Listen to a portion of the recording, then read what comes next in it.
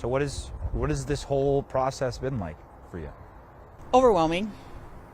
I didn't think it would affect me as much as it has. It was emotional. It was draining. There was lots of nights where I just came home from the trial and I just went right to sleep, right to bed. So, yeah, I think all of us, somewhere in the courtroom, the whole country was watching. You being in that room every single day, on those drives home, you said you were overwhelmed. But what was hitting you so much about being in there every day? I just would reflect on the day, and depending on who the witnesses were and how the day went, some affected me more. The bystanders were very emotional. I could feel their pain. I could feel their sadness, their guilt. I was sitting pretty much right next to them, so I got the brunt of everything there. Yeah. When you were initially selected to be on this jury, or an alternate for this case, what was the emotions that went through you? So they didn't tell us who was going to be the alternate and who was on the jury until the very end. That point there, I was disappointed that I was an alternate. But prior to that, we had filled out questionnaires, and one of the questions were, do you want to be on this jury? And I stated I wasn't sure. I didn't know. I was concerned for my safety to a point, depending on, we hadn't heard any facts or anything yet. So depending on which way it went, I felt like some people, you can't please everybody all the time, so I felt certain groups might feel certain ways. So I was a little concerned about that. Yeah. Hey, let me ask you, most of the jurors, through jury selection, it was clear they hadn't seen the whole tape. I don't think you had either. You just seen the little clips on the news. Yeah. Opening arguments, you see the whole thing, that monitor's right in front of you. What was that like? Because I was watching you guys watch it, and some people just frankly look horrified. Yeah, it was a little graphic to me. I only watched the news and I saw what was posted on the news, so I didn't see it in its entirety, maybe 2 or 3 times. I couldn't understand, I guess, how we got from a $20 bill to losing a life. I didn't know what happened before. I didn't know what happened, after, just the little part I saw on the news. So it was overwhelming, and then to see it day after day, over and over again. It never got any easier, so. The guilty on all 3 verdicts, or all 3 counts, were you in agreement with that, and what was your reaction when that verdict came down? My opinion was I felt Mr. Chauvin was guilty at some level. They did read the jury instructions to us in court before I was dismissed. I never picked up those instructions again and look at them because I wasn't going to be part of that.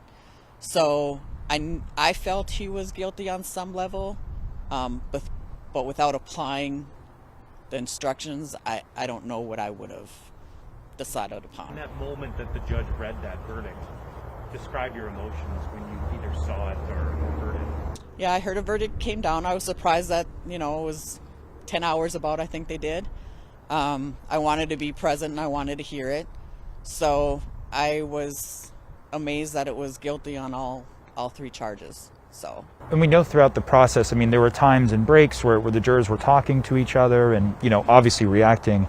What were some of the moments that stick out to you that really had an impact on everyone and you couldn't stop talking about it or thinking about it? So with that being said, on our breaks or lunch breaks, we were 2 courtrooms down from where the trial was taking place, and we did not speak one word about anything that happened during the trial that day, what affected us, what we thought. Not one word was mentioned. We didn't do small talk amongst us. We did a little bit like how's the weather or snowing, that type of thing, but we didn't say my name is this and I have my family, or my occupation is that. So we really didn't know anything about anybody. So. But you think, it sounds like you're surprised that he was convicted on all 3 counts. Without reading the jury instructions, I thought it might be a little bit hard to get him on the top one, which is 2nd degree unintentional. Let me ask you this. You obviously had to know what was happening down the street here. Yes. Did other jurors know? Were you given any warnings? Were you given They mentioned one of the jurors was from Brooklyn Center. No security. We didn't talk about it. He said we couldn't anything about watching it or not watching it. It didn't affect me either way. Obviously, living 6 blocks away, when I stepped out on my deck over here, I could see the smoke actually from the smoke grenades. I could hear the helicopters till about 1 a.m. flying over my house. I could actually hear the, what are they called? Flashbangs. And I could hear, the chatter of the people and people trying to park all over the place here. So even if you were trying to avoid it, you couldn't really avoid what was happening, I guess, in some sense. Of Brooklyn Center, right? Because even if I did not see it on the news or know anything about it, I mean, I couldn't avoid it. It was right in my backyard. So. And there was the curfew too. Yeah, and I was aware. So a day or two, the court ran a little bit late, so I had only so much time to get home to my house before the curfew went into effect. I think it was like the 6 p.m. curfew. That must have been stressful. It was, because there was intersections blocked, so I had to go all the way around just to get to my house. So. But you never raised that, or with the... It was never talked about. Oh, but you didn't say, hey, listen, I'm really kind of nervous about this, or I'm worried about this. No. And did you know that it was an officer-involved shooting? I did, yeah. Looking back, are you glad you were a part of this experience, being on this jury, even as an alternate? It was an experience. I mean, it affected me, more than I thought it would. So yeah, it'll be with me for a while. I hope we did it right and we got it right. We really tried to put all of our effort into it, make the right decisions. Me personally, I have not been down to 38th in Chicago at all. At some point, I guess I would like to go down there. That would be my closure and tell Mr. George Floyd, hopefully we made him proud. So. And on that, how often do you think about that aspect of things? That obviously at the center it was a court proceeding and you were going through methodically, but it had so much meaning for everyone watching from the outside and many people in the Minneapolis community. How often were you thinking about that, about potential closure for a family? I guess I didn't really realize how much people were affected. I mean, the bystanders really, really brought that out of, how emotional it was for them, and that they couldn't. I think a lot of them did the best they could to bring attention to, hey, pay attention to this guy, and it just didn't work out that way. So. You talked about the eyewitness. How about the police officers coming in? Did that make an impact on you? Not just the chief, but all the others? It did. It clarified on their use of force policy. It was helpful that the few officers that came in and said, hey, I train in this class, I teach this class. What you see Mr. Chauvin doing is something that we don't teach. I don't even know what that is. So, yeah. How about Dr. Chauvin? He seemed to have gotten a lot of people really interested, and I know people were watching him. So, yeah, Dr. Chauvin was like the turning point for me. Obviously, he's very intelligent, and I appreciate him explaining it in the way that all of us could understand it. I understood what he was saying. I thought it was very powerful, probably the most important witness they had. And why he was powerful to me is because I feel like he could actually point out, going through the video and saying, hey, at this instance right here is when Mr. Floyd lost his life. He pointed out the seizure, and he's like, this is what happened right here.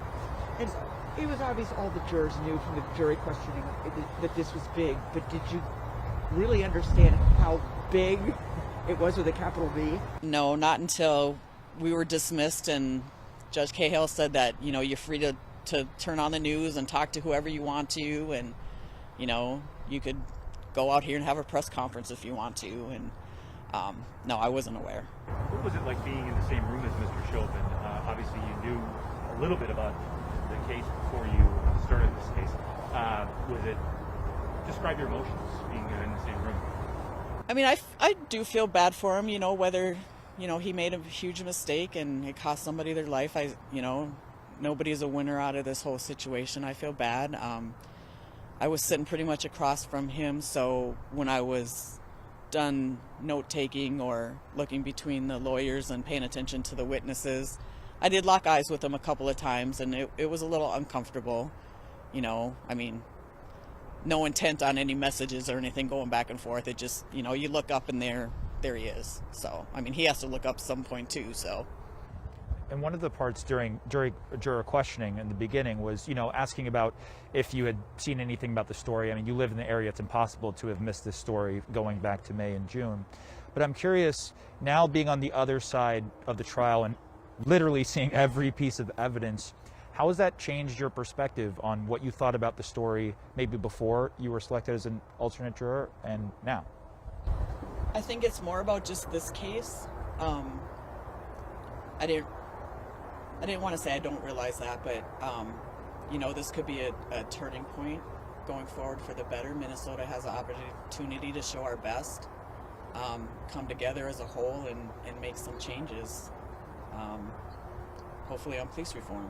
So, You know, I know Mr. Black, Mr. Blackwell said he kind of drew a comparison to all the bystanders who kind of randomly came together in his closing argument, that they came sort of from all different places, different ages, different backgrounds. They just happened to be there. And it was kind of like you guys being all selected from random places and coming together in that way. Do you think about that? I do. I mean, it was a pretty diverse group of us there, you know, races, sexes, ages. So I think we all add a unique perspective to it, so which is a good thing. Is there anything else you'd like people to really know? If you could tell people, you know, one thing, you've done a great job and you must be exhausted, but you did a really good job. Just that we made the Floyd family and proud. We tried to do the best we could and make the best decisions, to be open, honest, and look at everything fairly from everybody's point of view. So. Some jurors decide to write a book after a big case like this. Any plans for the future? I know it's only a few days after, but... No, I wasn't really planning on even this, so... you know. To the other jurors at all, or? Nope, so we did not exchange numbers or names or any of that. I don't know if they did when they were, after the deliberations were over, because I wasn't a part of that. I was in the judges' chambers while I could hear them being escorted to the hotel, which I don't know what hotel that is. I do know, the parts that I do know about that is they were all going to get their own rooms because of COVID. And then the other part was that they couldn't use their phones or anything like that. That was going to be taken away from them right away.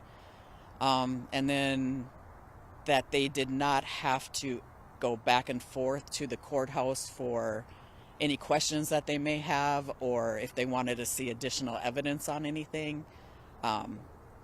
It was just brought to them. So they didn't have to travel back and forth. They just left, deliberated, and had to come back.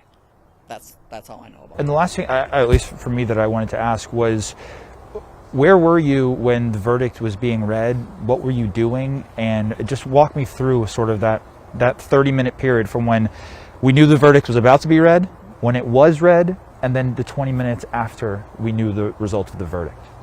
So I heard, I was out and about, and I heard that they had come up with a verdict, which I thought it was kind of quick. I was surprised at that. I didn't think it was going to take to the end of the week or anything. But 10 hours was a little surprising to me because of so much evidence and everything, testimonies, videos. So I made sure I came home and sat on my couch and had my roommate come down for support with me, and we were like, wow, all 3 charges, that's pretty amazing. So, and then I just kind of stayed in my house and tried to absorb it all, and just kind of stayed to myself for the rest of the day, I guess, reflecting back on everything, throughout the whole trial. Were you nervous in those moments? Well, because, my team and I, we were at George Floyd Square and everyone was huddled around phones, in that moment, and you could have heard a pin drop at that square when he stepped into those chambers. Were you nervous at all when Judge Cahill sat down and you knew that the verdict was about to be read? Before he did read it, yes, I was. In my mind, I was going through like, you know, I hope there's not going to be rioting again and protest and this mayhem that happened before. My place of business got broken into prior. So I was just hoping that wasn't going to happen again, and was relieved that they came to the verdict that they did. I think it was the right verdict to come to. Wait, your place of business was broken into? Where I used to work, yeah. So, when this happened, when George Floyd, yeah, last year, yeah. So, and that was way out here in the suburbs, so. You know, I know that they were really worried that they only had 2 alternates. They were worried about the trauma on the jurors. That you know, because it's so difficult to see, but also the COVID thing. It must have been just all of that, and then this on top of it must have been really hard. Right. So we had a couple incidences that may have affected us. It was a little concerning. One of the jurors, when we came in that day, she didn't look well. This was before court started. You know, she didn't have any color on her skin, and we're like, "What's wrong with you?" And she's like, "I don't feel good at all," and we could all tell. So she's like, "Well, what am I gonna do? Call in sick? Like, you know, how do you call in sick to a trial? That's not an option." So we proceeded, and during the trial, she was sitting at the far end where the witnesses come through that door in the back of the courthouse. So she was sitting back there, and out of the corner of my eye, I seen somebody stand up, and I just looked at her, and I could see her running down towards where I was. I'm the first person in the second row by the door that we come in and out of. And I also know that door's locked, that no matter how, if she reaches that door, she's not going to get out of it. So I motioned for the deputy that was sitting back there to, you know, come on, you got to get over here. And he was able to unlock the door and get her out. Oh, that was we weren't sure if she had a panic attack but she obviously was not well, but that she was able to. Yeah, she said she was stressed from all of this. So that was one incident. Another incident, so we were released like Thursday early until Monday when we resumed for closing arguments. Another person on that jury got a phone call from their child's school saying that their child may have COVID symptoms, and that child was going to have to be in quarantine for 10 days. So that's what we left with on Thursday, with no contact and no information. Like, we sat here the whole weekend wondering what was going to happen. Like, you know, does she have to be quarantined, or, you know, is her child okay, and is she going to show up Monday, you know? So, but she did. She showed up, and he ended up not having it, so. Last Thursday. Yep. Wow. Like minutes before we were released to go home for the weekend. And she did report it to the clerk. So they knew, they were aware of it. So 6 months from now, someone asks you, what was this like? What are you going to remember most? That it was stressful, and on one hand, and you know, I don't know. I hope some good comes out of it. I really hope this is a changing point, a turning point. I hope Minnesota does the world proud, and we can change going forward from here on out.